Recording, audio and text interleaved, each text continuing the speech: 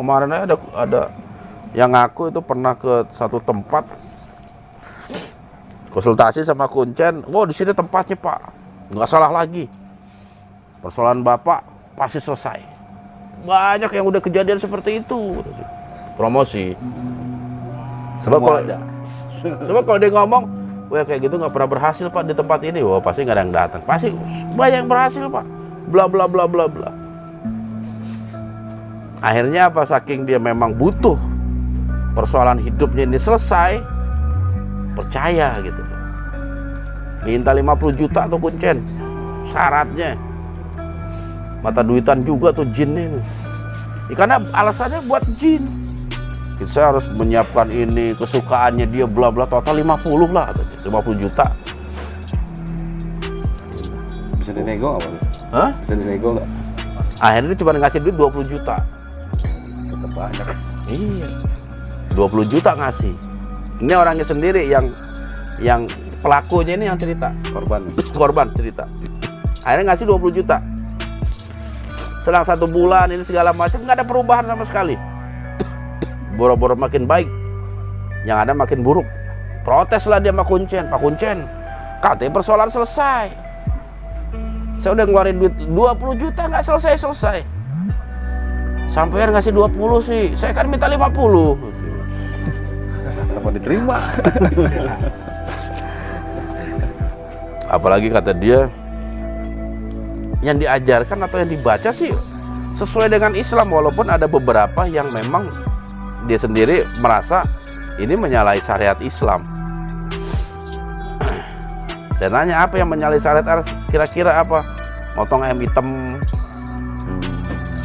pakai dupa-dupa, pakai ini segala macam, apa?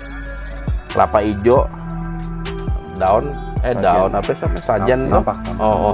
Udah gitu tawasul. Hidrahatun Nabi Mustafa Al-Fatihah. Oh banyak tawasulnya pada leluhur depannya sajen habis nyembelih. Itu gimana itu agama seperti itu? Menghina Nabi. Iya ada penghinaan sih, penghinaan kepada Nabi, penghinaan kepada orang-orang soleh. Kenapa itu semua bisa terjadi? Karena kita nggak tahu ilmu. Karena si korban ini nggak paham Islam yang benar itu seperti apa, ajaran Nabi yang betul itu seperti apa. Dia nggak paham sehingga dia terjebak oleh tipu daya jin dan tipu daya tipu daya manusia. Tipu daya setannya jin, setannya manusia. Dengan membawa embel-embel agama. Sebelum ini kita hadiah dulu, kita tawasul dulu. Panjang tawasulnya itu. Insya Allah. Itu terjadi karena apa? Karena kita nggak tahu ilmu. Karena kita jauh dari belajar Islam. Sehingga kita bisa terjebak dari tipu daya kehet-kehet. Baik jin maupun manusia. Itu udah kehet juga tuh orang kayak begitu tuh. Orang susah makin disusahin. Udah gitu apa? Menjual atas nama Islam. Luar biasa. Makanya mudah-mudahan kehadiran SDG juga sedikit banyaknya menyadarkanlah saudara-saudara kita yang melakukan cara-cara seperti itu. Iya, cara-cara seperti itu. Karena banyak sekali masyarakat kita yang masih seperti itu. Masih banyak. Mau menjauh dari jurang juga belum tentu. Yang ada kita mendekati jurang karena gelap. Perasaan kita jauh dari jurang nih, padahal kita menuju jurang. Yang pada akhirnya kita nyemplung ke dalam jurang itu.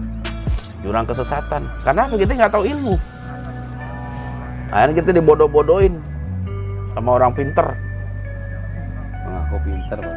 Orang pinter dibodoh-bodohin sama orang pinter. Aduh, Masya Allah. Jadi begitu sahabat siar. Mudah-mudahan sedikit banyak ya SDG ini bisa membawa manfaat lah buat kita semua. Kalau kita ingin persoalan hidup kita dibantu sama Allah, jangan melalui cara-cara seperti itu.